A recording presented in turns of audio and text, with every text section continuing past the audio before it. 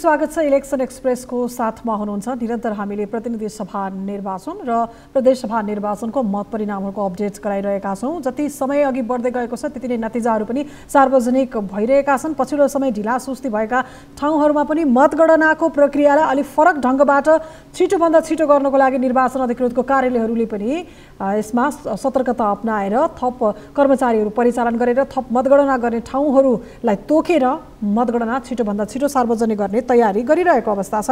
अहिलेसम्म हेर्ने हो भने नेपाली कांग्रेसले 13 स्थानमा जित हासिल गरिसकेको देखिन्छ। त्यस्तै नेकपा एमालेले 5 स्थानमा जित हासिल गरिसकेको छ भने अहिलेसम्मको अवस्थामा माओवादी केन्द्रले 2 स्थानमा जित हासिल गरेको छ र त्यस्तै गरी नयाँ पार्टी राष्ट्रिय स्वतन्त्र पार्टीको हकमा भने अहिलेसम्मको अवस्थामा 5 स्थानमा जित हासिल गरेको भन्ने हामीले जानकारी प्राप्त गरेका छौं। त्यस्तै गरी एकीकृत समाजवादीले पनि 1 स्थानमा जित हासिल गरिसकेको छ र राष्ट्रिय प्रजातन्त्र पार्टीले पनि 1 स्थानमा जित हासिल गरिसकेको अवस्था छ।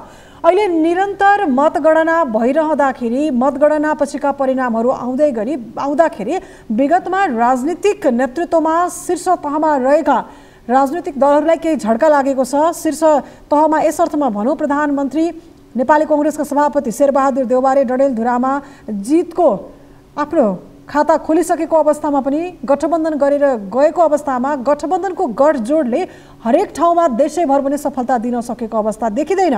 पार्टी अध्यक्षहरूले जित हासिल गरेको अवस्था रहे पनि पार्टी अध्यक्षहरूका सहपाठीहरूलाई सहकर्मीहरूलाई विश्वास पात्रहरूलाई भने केही यो निर्वाचनबाट घाटा भएको क्षति भएको स्थिति देखिन्छ। आम मतदाताले नपत्याएको र नयाँ विकल्पको खोजी गरेको प्रष्ट प्रत्याभूत हुने स्थिति देखिरहेको अवस्था छ।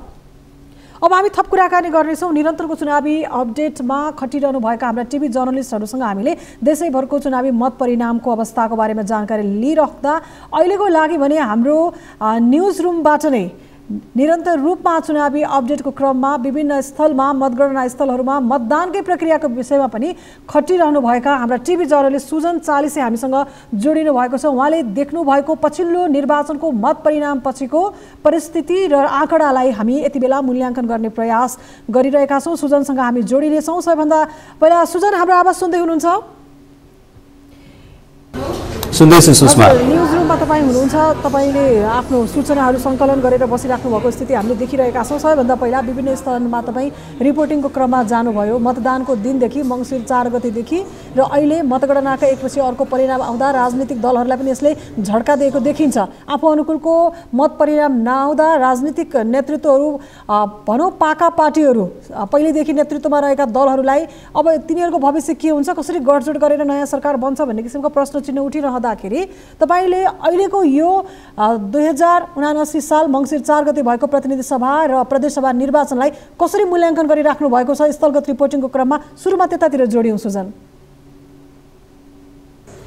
सुषमा, म अहिले यो निर्वाचनको पछिल्लो अपडेट लिएर यहाँ सामु उपस्थित भएको छु र यहाँले बताउनुभएका सम्पूर्ण प्रश्नहरूको जवाब क्रमैसँग राख्ने नै छु। सुषमा, अहिलेको लागि मैले सबैभन्दा पहिला देशभरको चुनावी अपडेट यहाँलाई दिन चाहे।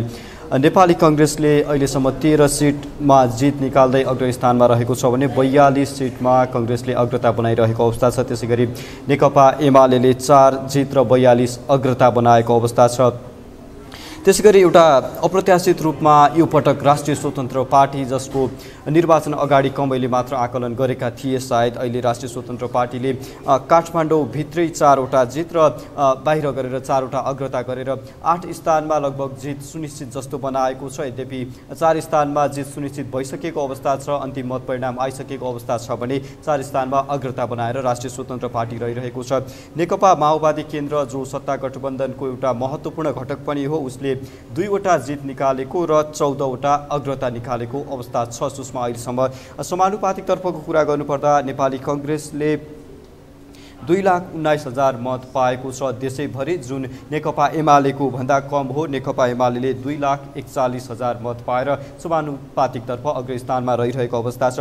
त्यसैगरी तेस्रो स्थानमा आएको छ राष्ट्रिय स्वतन्त्र पार्टी, 1,12,000 मत राष्ट्रिय स्वतन्त्र पार्टीले पाइरहेको अवस्था अहिले हो भने राष्ट्रिय स्वतन्त्र पार्टीलाई पछ्याइरहेको छ। चौथो स्थानमा नेकपा माओवादी केन्द्र करिब 1 लाख समानुपातिक मतसहित चौथो स्थानमा रहेको अवस्था छ र राष्ट्रिय प्रजातन्त्र पार्टीको अहिले 57,000 मत समानुपातिकमा आएको अवस्था छ। विशेष गरी राष्ट्रिय प्रजातन्त्र पार्टीको 1 वर्ष अगाडि भएको महाधिवेशनबाट अध्यक्ष राजेन्द्र लिङ्गदेन चुनिसकेपछि राष्ट्रिय स्वतन्त्र पार्टीको एउटा लोकप्रियता भनौँ अथवा चर्चा अलिकति बढेको थियो, त्यो हिसाबले पनि हुनसक्छ।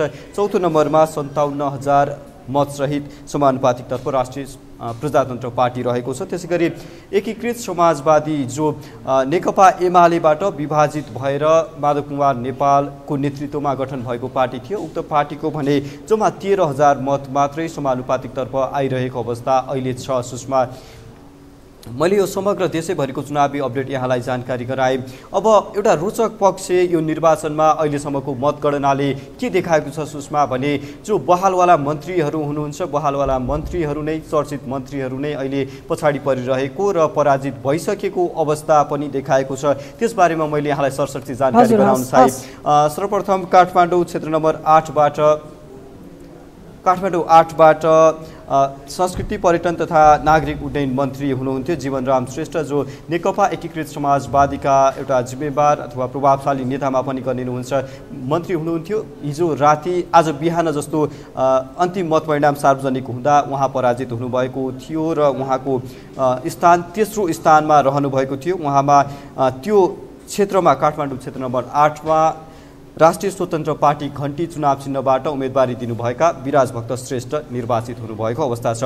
त्यसै गरी नेकपा माओवादी केन्द्रकी उपमहासचिव भनौँ, प्रभावशाली नेता भनौँ, पम्फा भुसाल ललितपुर क्षेत्र नम्बर 3बाट उम्मेदवारी दिनुभएको थियो। उहाँको अवस्था पनि अहिले तेस्रो स्थानमा रहेको छ पछिल्लो मतगणनाको अपडेट अनुसार।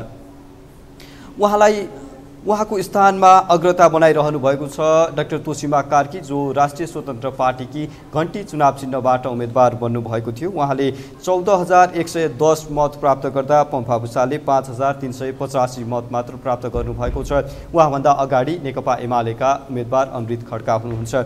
त्यसै गरी अर्को जानकारी यहाँलाई दिउँ सुषमा, सुनसरी 4मा सञ्चार तथा सूचना प्रविधि मन्त्री नेपाली कांग्रेसका एकदमै जिम्मेवार नेता, प्रभावशाली नेता पनि मानिनुहुन्छ, सरकारका प्रवक्ता पनि रहँदै आउनुभएको थियो ज्ञानेन्द्र बहादुर कार्की। उहाँ पराजित हुने अवस्थामा हुनुहुन्छ, दोस्रो स्थानमा हुनुहुन्छ। उहाँभन्दा अगाडि हुनुहुन्छ नेकपा एमालेका उम्मेदवार सुनसरी 4बाट जगदीश प्रसाद कुसियत हुनुहुन्छ। उहाँले 7,591 मत प्राप्त गरिरहेको अवस्थामा नेपाली कांग्रेसका नेता ज्ञानेन्द्र बहादुर कार्कीले 6,667 मत प्राप्त गर्नुभएको छ। यो मैले बहालवाला मन्त्रीको तथ्याङ्क यहाँलाई देखाइरहेको छु, यहाँलाई बताइरहेको छु सुषमा। त्यसै गरी अर्को उम्मेदवार, अर्को मन्त्रीको बारेमा कुरा गर्नुपर्दा नेपाल सरकारको युवा तथा खेलकुद मन्त्री महेश्वरजङ गहतराज हुनुहुन्छ, नेकपा माओवादी केन्द्रका नेता हुनुहुन्छ। उहाँले बाँकेबाट उम्मेदवारी दिनुभएको थियो। बाँकेबाट उहाँको अहिलेसम्म प्राप्त मत छ 11,964, दोस्रो स्थानमा हुनुहुन्छ।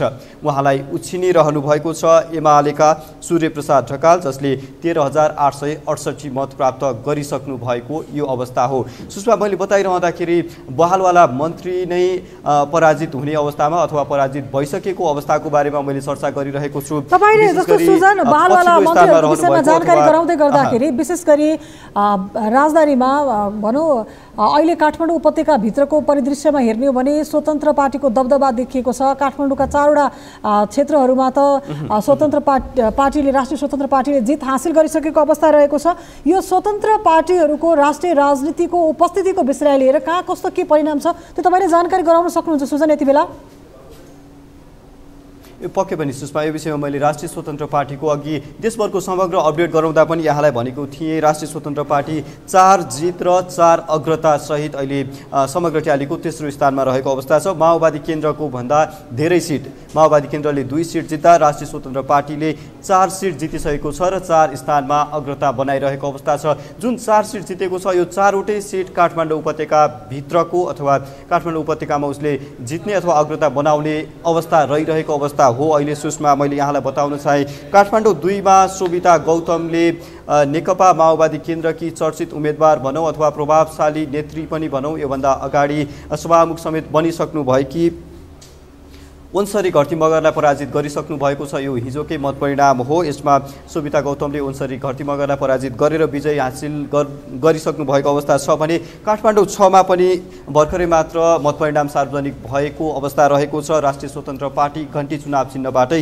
शिशिर खनाल निर्वाचित भइसक्नु भएको अवस्था छ। उहाँले 14,204 मत पाएर निर्वाचित भइसक्नु भएको अवस्था हो। सुषमा, यसैगरी काठमाडौँ 7 को कुरा गर्न चाहे मैले, गणेश पराजुली निर्वाचित हुनु भइसकेको अवस्था हो। उहाँले नेकपा माओवादी केन्द्रकी उम्मेदवार मानुषी एमी भट्टराईलाई पराजित गर्दै, नेकपा एमालेका श्याम घिमिरेलाई पराजित गर्दै, त्यसैगरी त्यही क्षेत्रबाट अघिल्लो पटक सांसद बन्नुभएका उम्मेदवार घण्टाघर चुनाव चिन्हबाट रामवीर मानन्दरलाई पराजित गर्दै उहाँ राष्ट्रिय स्वतन्त्र पार्टीबाट गणेश पराजुली निर्वाचित भइसक्नु भएको अवस्था हो। त्यसैगरी काठमाडौँ 8 बाट पनि बहालवाला मन्त्रीकै कुरा गर्ने मैले, संस्कृति पर्यटन तथा नागरिक उड्डयन मन्त्री जीवनराम श्रेष्ठलाई पराजित गर्दै काठमाडौँ 8 बाट विराज भक्त श्रेष्ठ निर्वाचित भइसक्नु भएको अवस्था हो। त्यसैगरी ललितपुर 3 को कुरा गर्न चाहे मतगणना सकिसकेको छैन, तर अहिलेसम्मको मतगणनाको अपडेटले उहाँलाई अब विजयतर्फ नै अग्रसर गरिरहेको अवस्था हामीले देख्न सक्छौँ। सुषमा, उहाँको 14,110 मत उहाँले प्राप्त गर्नुभएको छ, जुन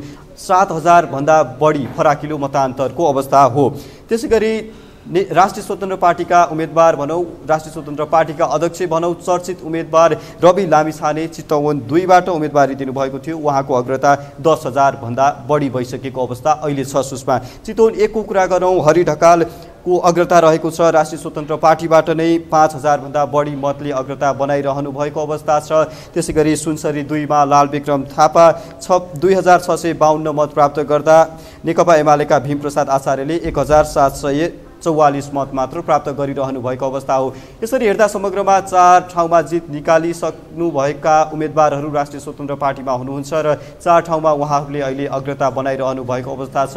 यसरी हेर्दाखेरि चाहिँ राष्ट्रिय स्वतन्त्र बहालवाला मन्त्रीहरूलाई नै कहीँ पराजित गर्नुभएको अवस्था छ भने अब केही शीर्ष नेताहरूको प्रसङ्गलाई पनि जोडौँ जस्तो लाग्यो। शीर्ष नेताहरू जसले पार्टीको लिडरसिप लिइराख्नु भएको छ, आफ्ना विश्वास पात्रहरूलाई विशेष गरी चुनावी प्रतिस्पर्धामा कसलाई पठाउने, गठबन्धन गरेर अगाडि बढ्दाखेरि पनि विशेष गरी नेपाली कांग्रेस, नेकपा माओवादी केन्द्र, एकीकृत समाजवादी, त्यस्तै गरी लोकसभा पछिल्लो समय सत्ता गठबन्धनभित्र जोडिन गएको थियो, यद्यपि सरकारमा नभए पनि जनमोर्चा पनि थियो।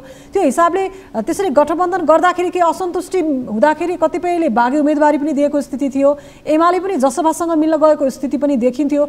यसका बावजुद एमाले जसरी पार्टीभित्र असन्तुष्ट पक्षहरूले नयाँ पार्टी दर्ता गरिसकेपछि आफ्ना विश्वास पात्रहरूलाई फेरि चुनावी प्रतिस्पर्धामा होमेको पनि देखिन्थ्यो। यसको असन्तुष्टि भीम रावल र घनश्याम भुसाल चुनावी प्रतिस्पर्धाबाट बाहिर हुने स्थिति पनि देखियो। घनश्याम भुसालले स्वतन्त्र रूपमा चुनावी प्रतिस्पर्धामा आएर पछिल्लो समय उहाँ जितभन्दा पराजित हुने स्थितिमा पुगेको हो कि भन्ने एउटा अनुमान पनि भइरहेको यो समग्र परिदृश्यमा हेर्ने हो भने नो नट अगेनको एउटा जुन चर्चा पनि चलेको थियो सामाजिक सञ्जालहरूमा, यी शीर्ष नेताहरू जुन लामो समय राजनीतिमा आइसक्नु भएको छ, उहाँहरूको ठाउँमा नयाँ विकल्प, युवा जोस जाँगर आउनुपर्छ भनिएको थियो। शीर्ष नेताहरूले अरूलाई आफ्ना सहपाठीहरूको हार र आफ्नो जितलाई सुनिश्चित गरेको यो परिदृश्यलाई पनि अलिकति मूल्याङ्कन गरिदिनुहोस् न सुजन।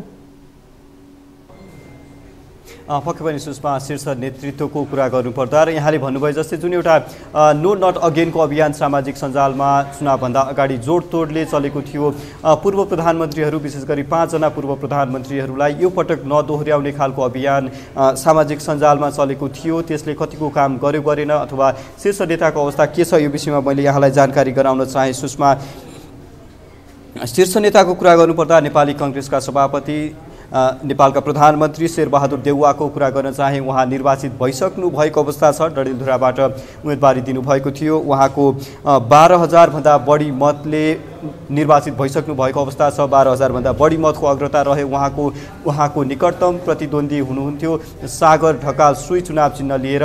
सागर ढकाल र शेरबहादुर देउवाको निकै पुरानो सम्बन्ध छ।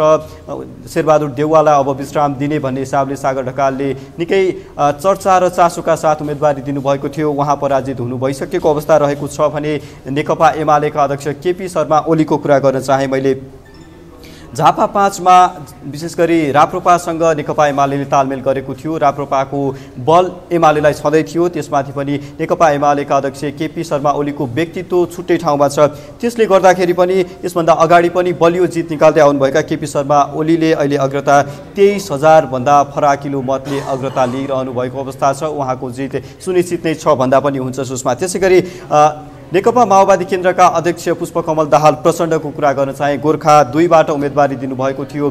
चितवनबाट गोर्खा गएर उम्मेदवारी दिइरहँदाखेरि उहाँको केही आलोचना पनि भएको थियो। चितवनमा अलिकति भारी पर्ने हो कि भन्ने हिसाबले गोर्खा जानुभएको भन्ने किसिमको आरोप प्रत्यारोप पनि अन्य दलहरूले लगाउने गरेको अवस्था थियो। तर गोर्खा 2 मा उहाँको अवस्था निकै बलियो छ। अग्रता 12,000 भन्दा बढीको अग्रता लिएर अगाडि बढिरहनु भएको अवस्था छ।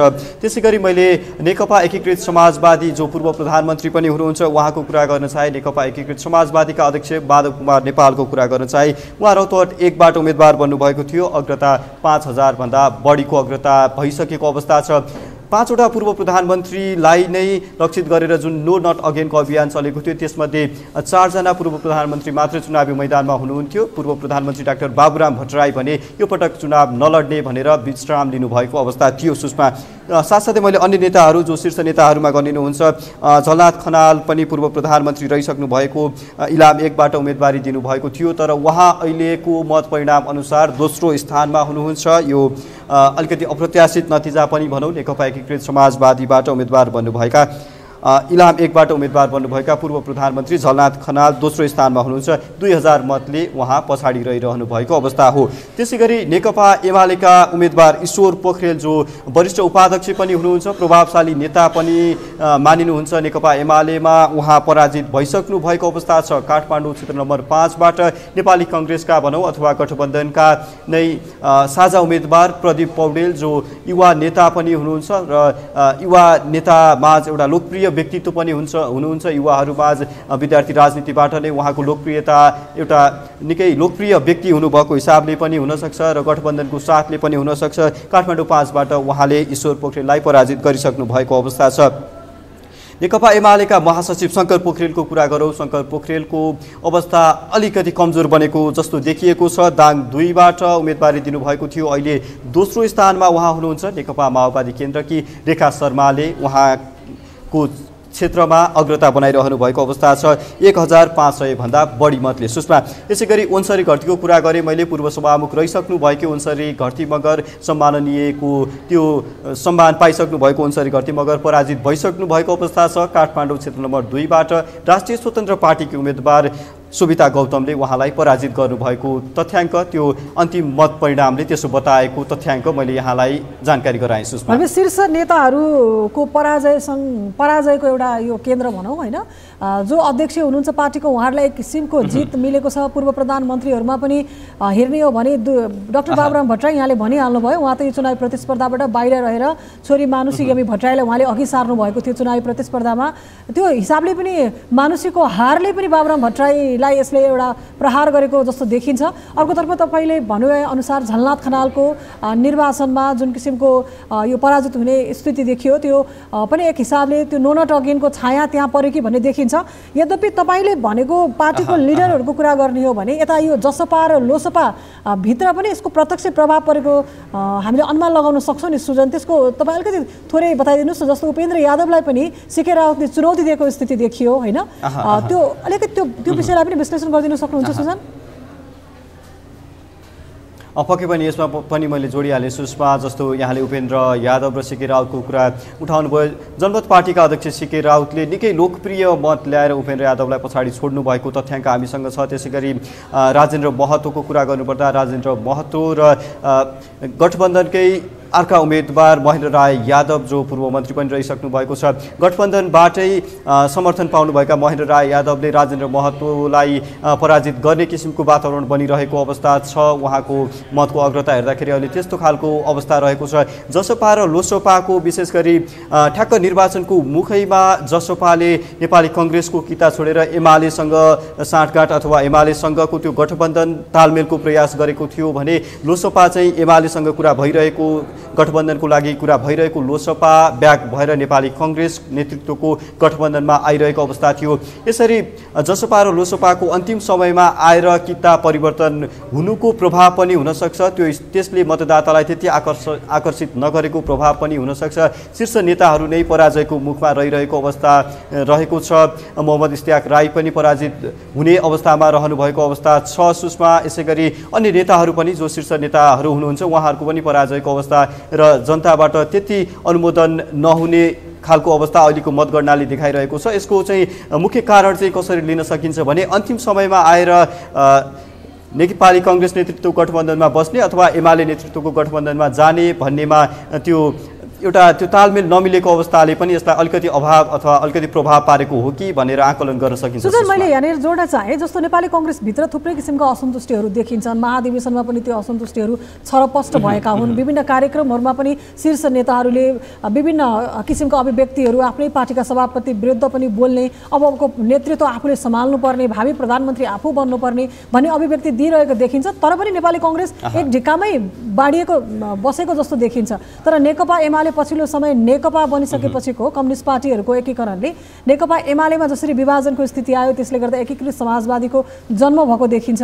माओवादी पनि पटक पटक टुक्रा टुक्रा भएर अघि बढेको देखिन्छ। केही शीर्ष नेताहरू नेकपा एमालेमै बसेको पनि अवस्था देखियो। नेकपा फुटेर फेरि एमाले र माओवादी केन्द्र यथास्थितिमा बस्दै गर्दाखेरि त्यसले गर्दा आफ्नै सहकर्मी सहपाठी एउटै एजेन्डा भएका एउटा नीति सिद्धान्त भएर एउटै विषयलाई लिएर राष्ट्रिय परिवर्तनका लागि लडेका योद्धाहरू एकैचोटि चुनावी प्रतिस्पर्धामा जोडिनु अनि एक अर्काकै आफ्नै सहकर्मीलाई विगतमा जसको गुणगान गाएको पछि त्यसैको आरोप प्रत्यारोपमा उत्रिएको यो स्थितिको घाटा पनि देखिएको छ। त्यसलाई पनि थोरै विश्लेषण गरिदिनुस् न। जस्तो पछिल्लो एउटा उदाहरण गोकर्ण विष्टले रामकुमारी झाँक्रीलाई पराजित गरेको स्थिति पनि आफ्नै पार्टीभित्रको एउटा झगडाको कता फाइदा कता बेफाइदा त्यो स्थिति पनि देखिन्छ नि सुजन। त्यो हिसाबले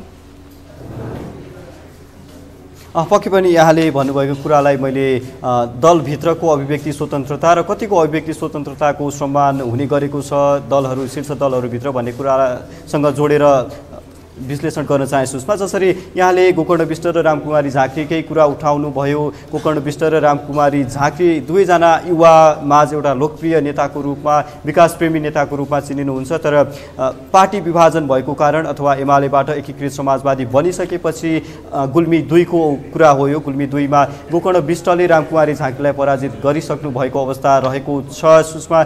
अब कसरी हेर्न सकिन्छ उहाँहरूको एउटा चुनावी अभियानदेखि लिएर उहाँहरूको विगतको सहकार्य पनि यो पार्टी विभाजन भइसकेपछि टुटेको अवस्था र एउटा नचाहँदैको प्रतिस्पर्धा भनेर पनि विश्लेषण भएको थियो। त्यो खालको प्रतिस्पर्धाले एउटै सोच भएका अथवा एउटै खालको भिजन भएका नेताहरूलाई एउटै स्कुलिङ भएका नेताहरूलाई पनि पराजय अथवा विजय हुने अवस्थामा ल्याएको अवस्था छ। यसैगरी मैले पूर्व एमाले सहकर्मीहरूकै कडा प्रतिस्पर्धा भइरहेको दाङ 1 को प्रसङ्ग जोड्न चाहे जहाँ नेकपा एकीकृत समाजवादीबाट अहिले मन्त्री पनि रहनुभएका मेटमणि चौधरी विजय भइरहनु भएको छ। नेकपा एमालेका उम्मेदवार शान्ता चौधरी दोस्रो स्थानमा हुनुहुन्छ। त्यसैगरी योभन्दा पहिला त्यही क्षेत्रबाट सांसद बन्नुभएकी गंगा चौधरी पनि अहिले नेकपा एमालेबाट नभएर अन्यत्रबाट उम्मेदवारी स्वतन्त्र हिसाबले उम्मेदवारी दिनुभएको थियो। उहाँ पनि पराजित हुने नै लगभग निश्चित भइसकेको अवस्था छ। यसरी हेर्दाखेरि यो पार्टी विभाजनले पनि उम्मेदवारहरूलाई नचाहँदैको प्रतिस्पर्धा दिएको र त्यसमा प्रतिस्पर्धी हुँदाखेरि दुवैजना एउटै हिसाबको प्रतिस्पर्धीहरू विजय हुने अथवा पराजित हुने त्यो किसिमको वातावरण बनेको जस्तो देख्न सकिन्छ। यहाँले अर्को कुरा उठाउनु भयो चुनाव अघि नै प्रधानमन्त्रीको त्यो ट्याग लिने अथवा प्रधानमन्त्रीको दावेदारी प्रस्तुत गर्ने विषय यहाँले नेपाली कांग्रेसका उम्मेदवारहरूप्रति संकेत गर्नुभएको हो कि जस्तो लाग्छ। किनभने नेकपा एमालेले चाहिँ चुनावभन्दा अगाडि नै अध्यक्ष केपी शर्मा ओलीलाई प्रधानमन्त्रीको दावेदार प्रधानमन्त्रीको उम्मेदवारको रूपमा प्रस्तुत गरिरहेको अवस्था थियो। नेपाली कांग्रेसको कुरा गर्नुपर्दा चुनावभन्दा अगाडि नै केही नेताहरूले जो प्रभावशाली नेता मानिनुहुन्छ नेपाली कांग्रेसमा उहाँहरूले प्रधानमन्त्रीको दावेदारी प्रस्तुत गर्ने संसदीय दलमा प्रतिस्पर्धा गर्ने भनेर बताउनु भएको थियो। विशेष गरी काठमाडौँ 4 बाट उम्मेदवारी दिनुभएका नेपाली कांग्रेसका महामन्त्री गगन कुमार थापा उहाँले निर्वाचित हुनुभन्दा पहिल्यै र निर्वाचित भइसकेपछि पनि संसदीय दलमा म उम्मेदवारी दिन्छु भन्ने कुरा गर्नुभएको थियो। यसैगरी मैले अर्को जोड्न चाहिहालेँ सुषमा प्रकाशमान सिंह काठमाडौँ क्षेत्र नम्बर 1 बाट निर्वाचित भइरहँदाखेरि हामी त्यहाँ प्रत्यक्ष नै उपस्थित भएर उहाँलाई अब संसदीय दलमा प्रतिस्पर्धाको विषय के हो भनेर सोद्धा अवसर आयो भने म पछाडि हट्नेवाला छैन भन्ने किसिमको एउटा अभिव्यक्ति उहाँले दिनुभएको थियो। त्यसै गरी शेरबहादुर देउवा पार्टी सभापतिलाई नेपाली कङ्ग्रेसका उहाँका किताका उम्मेदवारहरूले पहिलेबाट नै सभापतिको दावेदार मान्दै आउनु भएको कुरा र शेरबहादुर देउवा आफै पनि प्रधानमन्त्रीको दावेदारको रूपमा प्रस्तुत भइरहनु भएको कुरा स्वाभाविक नै हो। त्यसै गरी शशाङ्क कोइरालाले पनि पछिल्लो समय म प्रधानमन्त्रीको उम्मेदवार हुँ भन्ने किसिमको अभिव्यक्ति दिइरहनु भएको अवस्था छ। यसले नेपाली कङ्ग्रेसमा चाहिँ त्यति असर गरेको जस्तो देखिएन। यो विशेष गरी यसभन्दा अगाडिको निर्वाचनहरूमा चाहिँ प्रधानमन्त्रीको दावेदारी पहिले नै प्रस्तुत गर्दाखेरि चुनावमा आफ्नै पार्टीभित्रबाट असर हुने त्यो जुन परिदृश्य देखिएको थियो त्यो नेपाली कङ्ग्रेसमा देखिएन। दलगत लोकतन्त्रको राम्रो हाम्रो न्युज रुमबाट फेरि पनि थप अपडेट पछि जोडिनेछौँ। अहिलेको लागि यो समग्र परिदृश्य यहाँले चुनावी प्रतिस्पर्धाको राखिदिनु भयो। स्वतन्त्र उम्मेदवारहरू, बालवाला मन्त्रीहरूको हारको वातावरण र शीर्ष नेताहरूको उपस्थितिको विषयमा पनि हामीलाई जोड दिनुभयो, जानकारी गराइदिनु भयो। त्यसको लागि धेरै धेरै